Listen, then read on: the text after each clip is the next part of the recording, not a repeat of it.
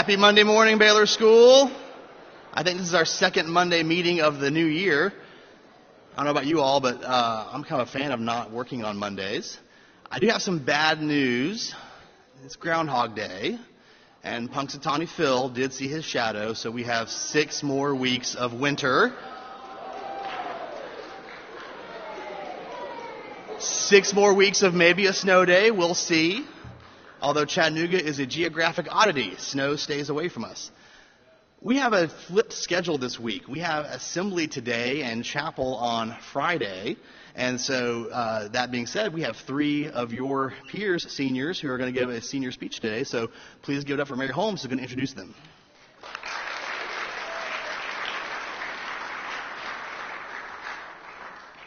Hey y'all, happy Groundhog Day. Our first senior speech is Bowen. Bowen is someone who really gets it. She listens, she's loyal, and she's honest in every way that matters. She also knows how to get me to listen when I need to hear something, and I can trust her with anything. I'll never forget getting in a car wreck on the way to Clemson last year, or the moment I knew she was funny when she hit this. Please help me welcome my good friend Bowen Johnson.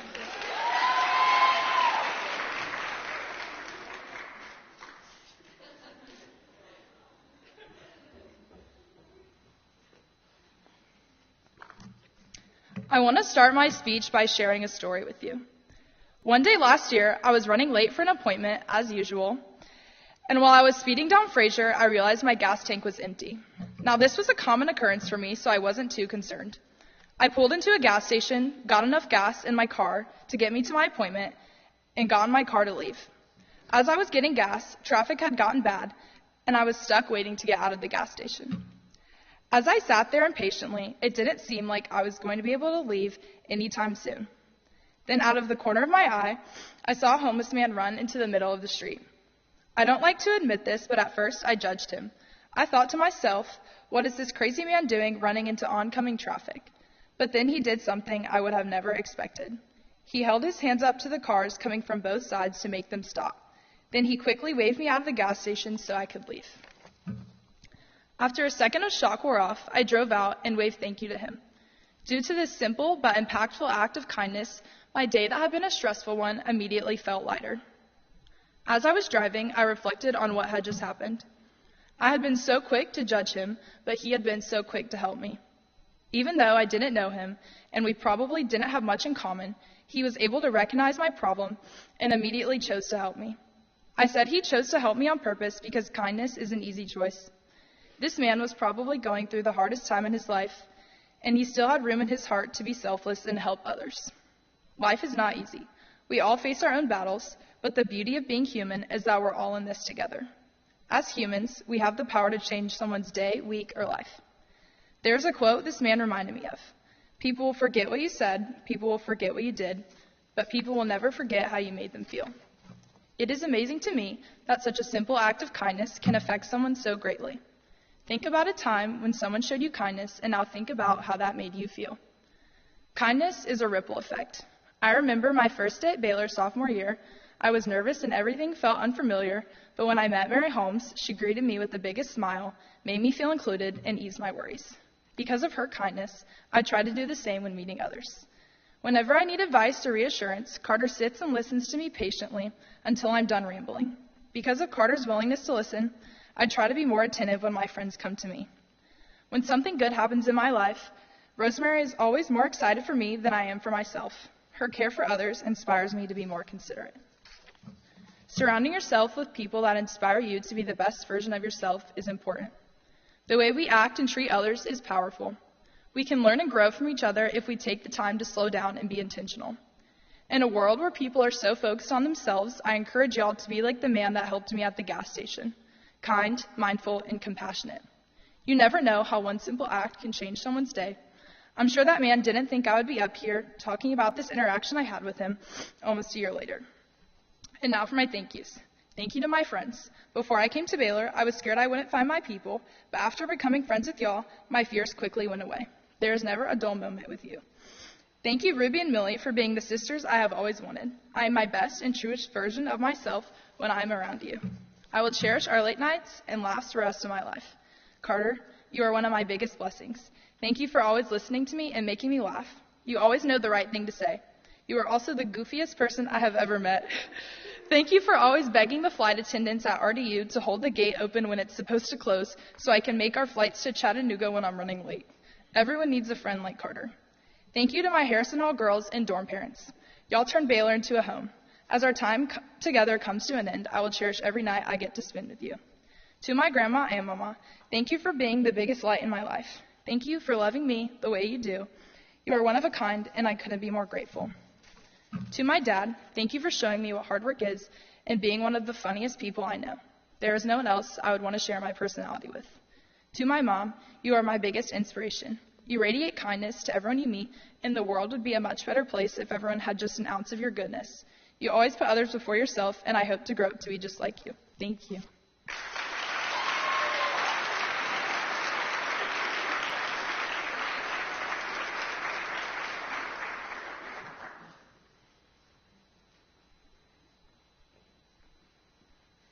Next up, we have Carter.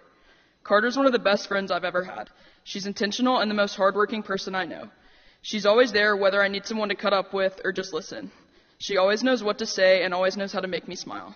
I knew Carter would be my friend forever when she stuck with me not only after homecoming junior year, but also after I made her take funny videos of me crying following my rejection letter from Georgia. Please help me welcome Carter Parrott.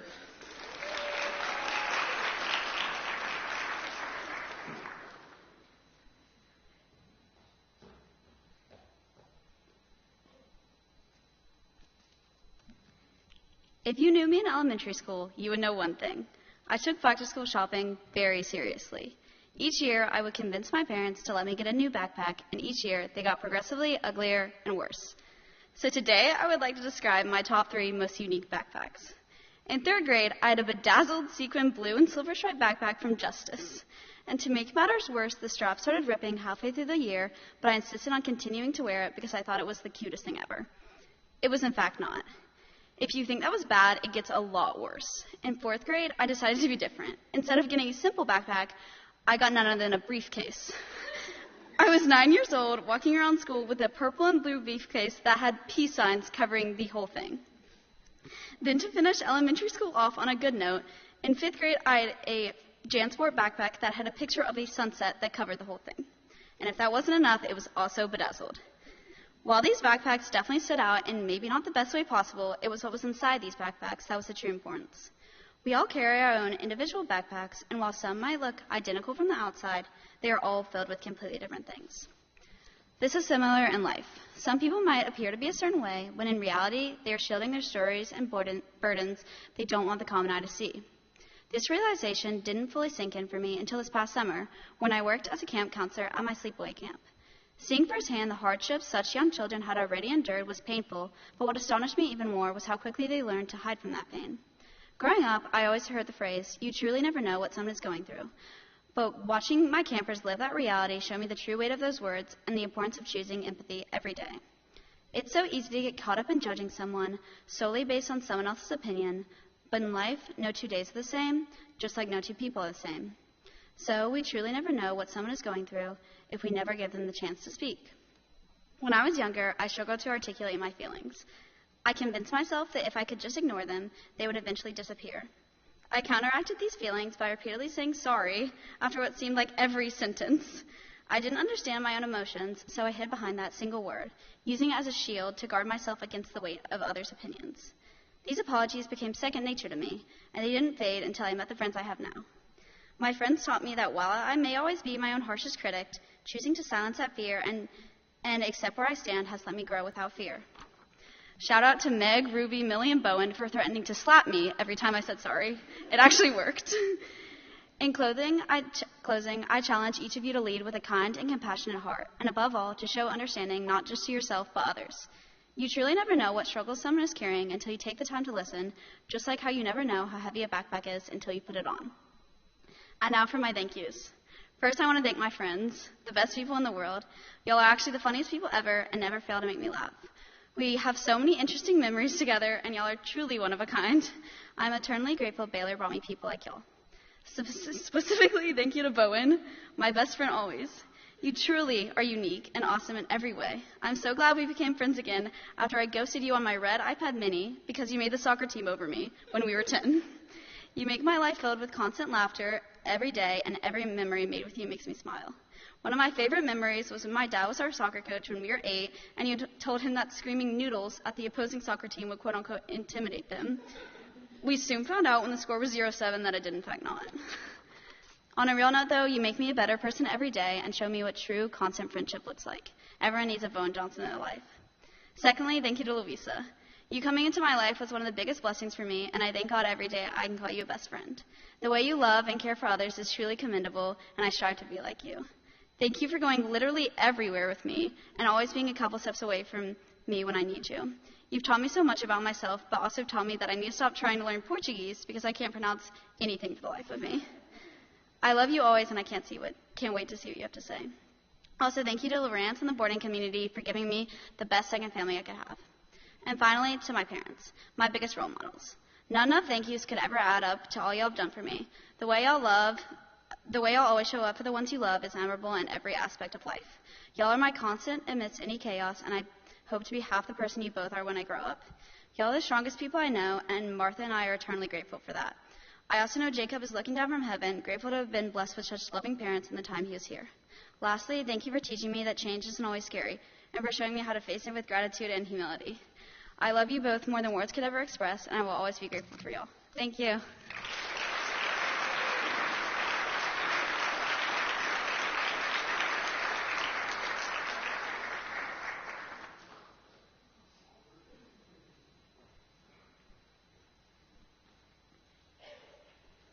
Lastly, we have Louisa. Louisa is a friend everyone deserves to have. She loves the people around her so intentionally. Last year, when Carter's air conditioning got moldy, Louisa let us both move our beds onto her floor and have a sleepover for the last 2 weeks of school. One of my first memories of Louisa was from JV soccer sophomore year when she fell. She said she couldn't walk because she'd hurt her knee. Then she stood up immediately and started running around. It turns out she had torn her MCL and had to go home to get surgery. From this moment on, I knew Louisa was a real one. She's thoughtful, honest, and consistent. Please help me welcome Louisa.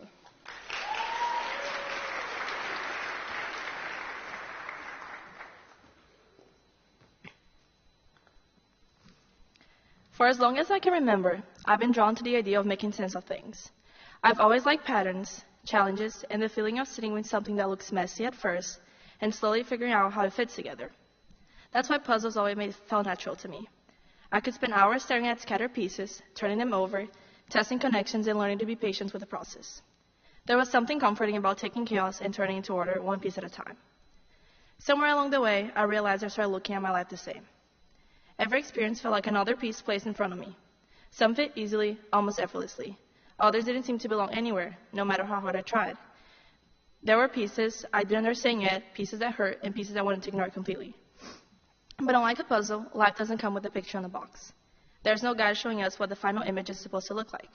We're just given pieces, moments, changes, people, losses, and expect that trust, somehow they all connect. So instead of building toward a clear image, I learned to build with faith. Faith that even the pieces that don't make sense now will eventually find their place. Faith that a puzzle doesn't need to be perfect to be meaningful. And faith that sometimes the hardest pieces are the ones that shape us the most.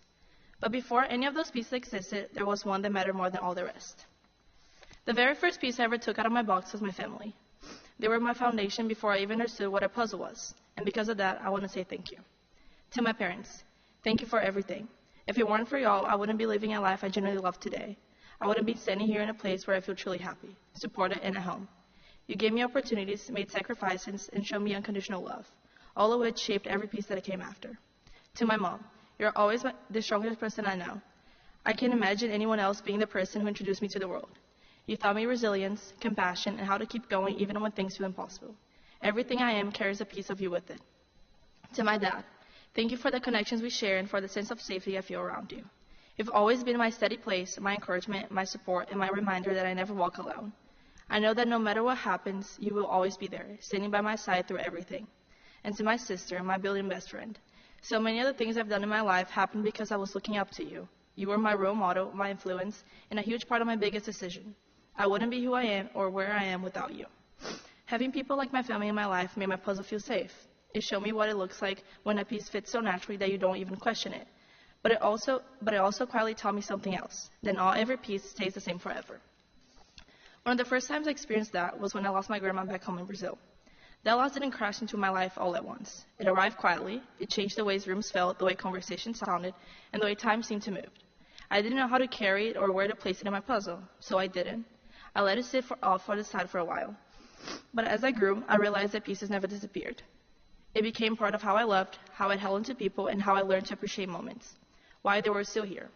Losing her taught me that some pieces don't complete the picture, they deepen it. Then came a much bigger piece, moving to the United States. That piece changed everything. New country, new culture, new language, new expectations. I wasn't just learning how to live in a different place. I was learning how to become a different version of myself. New classes and opportunities opened doors I didn't even know existed. But it wasn't always easy. That piece didn't slide into place smoothly. Sometimes it fell upside down. Sometimes it felt like it belonged to an entirely different puzzle. But over time, I realized that piece wasn't meant to fit perfectly. It was meant to stretch me, challenge me, and force my puzzle to grow. One of the most meaningful pieces I gained during that time was friendship, and there are some people I need to thank especially. Carter, thank you for being more than just my across-the-hall neighbor. You became my basically roommate, my constant, and my building sister. Thank you for always choosing to stand by my side, for being there during my darkest moments, my hardest days, and my happiest ones. Thank you for every ounce of support you gave me. My life truly would not be the same without you. Jenna, Aubrey, and Cindy, the three of y'all were a blessing that America gave me. Before coming here, my biggest fear was not finding friends. I never imagined that instead I would find soulmates. Thank you for making every moment feel lighter, happier, and more exciting. Every time I'm with y'all, I'm laughing or smiling. I've never felt so safe, comfortable, and fully myself around people before, and that is something I will carry with me. And I also want to thank Aubrey's and Jenna's parents. Thank you for taking me in and becoming my American family. Thank you for every weekend, every meal, and every moment you made me feel at home, especially when my family is so far away. I'm more grateful from y'all than words can explain. But there was another piece, one that almost made me stop building altogether. It didn't arrive gently, and it didn't give me time to prepare. One moment I was here trying to make sense of the pieces I already had, and the next everything felt steadily unstable. The picture I thought I was building no longer felt possible. That was when I lost one of my best friends. In that moment, I truly believed my puzzle would never be complete. Felt like the table had flipped, like every piece I had carefully placed scattered all at once. For a while, I couldn't see how continuing made sense, or how something so broken could ever come together again. That was the moment that the phrase my mom always told me echoed the loudest. Everything happens for a reason. For a long time, I didn't believe it. It felt too simple for something so painful. But over time, my understanding of it changed. I don't believe it means bad things are meant to happen. I believe it means that even in the worst moments, we gain something, whether we realize it right away or not. From that loss, I didn't just lose a piece. I gained others. I gained a new perspective on life, a deeper appreciation for time, a stronger desire to live with more intention, more enthusiasm, and more passion. And I gained something else too. I believe that I have a guardian angel watching over me, guiding me forward even when I don't feel strong enough to keep going. Now as graduation approaches, I realize that we're all standing in front of the most exciting and also one of the hardest parts of our puzzle. For some of us, these moments feel full of possibility. For others, it feels overwhelming. And for most of us, it's a mix of both. We don't have the picture in the box yet. We don't know exactly where we're going, who we will become, or how long it will take for the pieces ahead to fit together. This next part of our puzzle could come together quickly, forming something satisfying and beautiful, or it could take time, patience, and a lot of trial and error. Either way, it is still part of the picture we're meant to build. But if there's one thing my puzzle has taught me, is this. Meaning isn't found in the picture, it's found in the process. Our lives doesn't need to be perfectly planned to be meaningful. Our puzzles don't need to be finished to be beautiful. They just need us to keep showing up, picking up the pieces, and trusting that they matter, even when we don't understand how yet. So as we move on to whatever comes next, I hope we remember that every piece, every loss, every change, every friendship, and every challenge has shaped the picture we're still creating. And even without the box, even without the answers, we're building something worth being proud of. Thank you.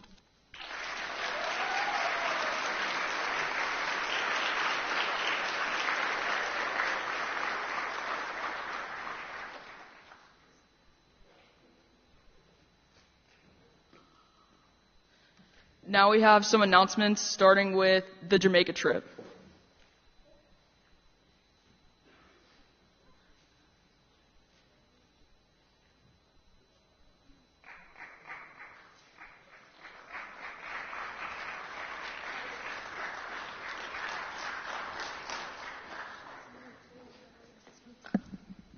Happy Monday. I'm Eloise, a prefect in Hunter Hall. I'm Shanina. I'm Krishna. I'm Ananya. I'm Ellie. Hey, I'm Gavin. I'm Lola, and we're the 2026 Jamaica Trippers. We want to say thank you to the entire Baylor community for supporting the Jamaica Education Fund by buying candygrams this fall. This week, Hunter Hall and the 2026 Jamaica Trippers are joining forces in the annual Valentine Graham sales. We'll be outside the dining hall lobby Monday through Friday this week, selling them during both lunches. Please stop by and buy Valentines to send to your friends, coaches, dorm parents, faculty and staff, and anyone else on campus. They are $1, and you may charge $5 or more to your TigerSwipe account. Every dollar raised goes to the Jamaica Education Fund, which supports a community of scholars in Kingston, Jamaica, with whom Baylor has partnered with for almost 30 years and where the 2026 Trippers will serve over spring break.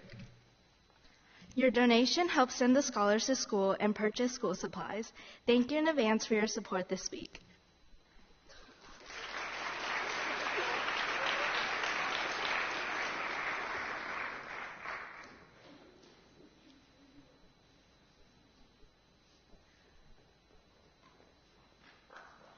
Happy Monday, everyone. I'm Anna. And I'm Elliot. We hope you will join us for the 34th Annual Verve Concert Series this Wednesday through Saturday in the Roddy Theater. Shows on Wednesday, Thursday, and Friday are at 7:30 p.m., and we have a matinee at 2 p.m. on Saturday. Admission is free, so thank you in advance for supporting the dancers, and we hope to see many of you there. Thank you, and have a good week.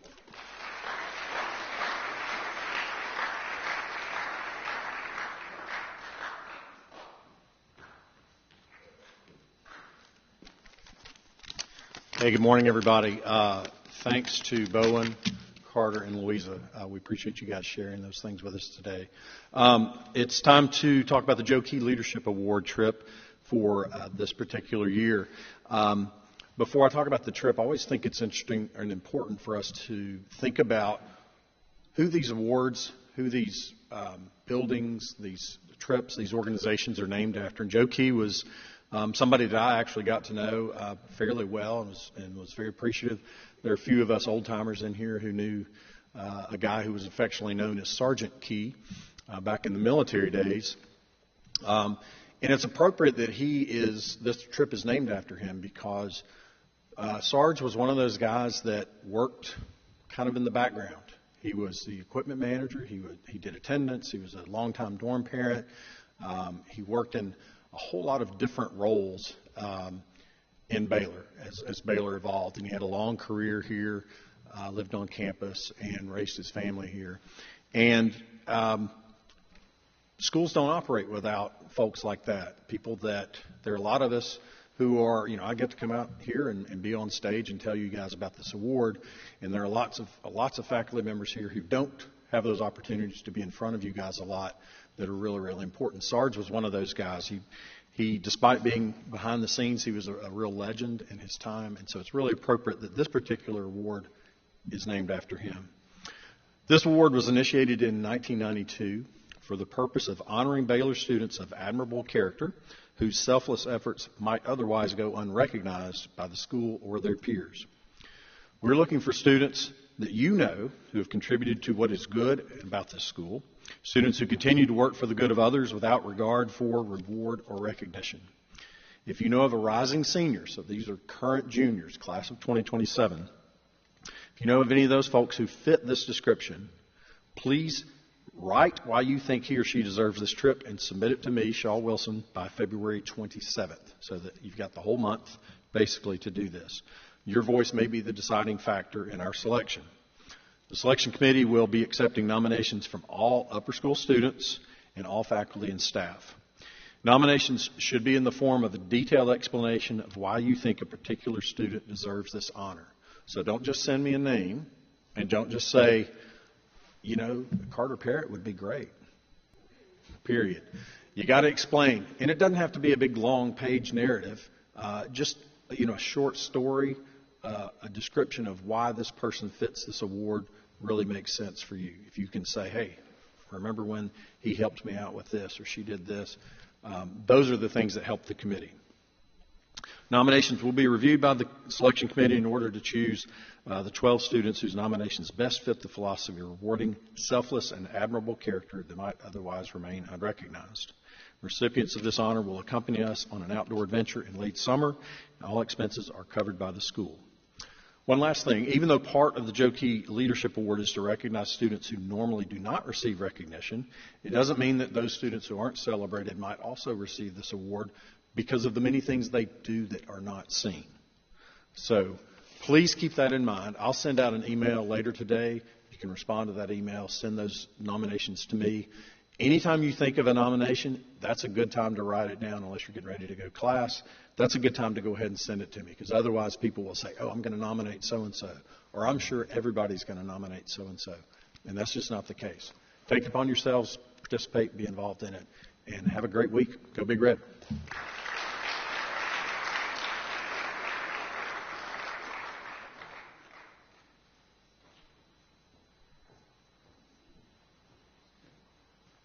Hello, everyone. I'm here to give some walkabout announcements. So on Sunday, there will be a day hike to a segment of the Cumberland Trail that is brand new to the walkabout program. It features a whitewater creek and wonderful views of the Cumberland Plateau into the Cranmore Cove area. We will leave Baylor at 10 a.m. and return by late afternoon. Please sign up in the walkabout office or with Mr. Emmanuel or Samara Bankston if you want an adventure.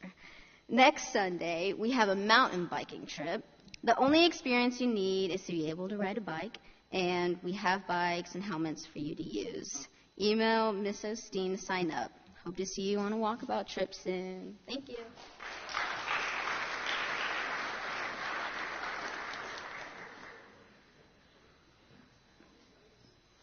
Seniors, we have 65 days of class until graduation. We'll dismiss from the front.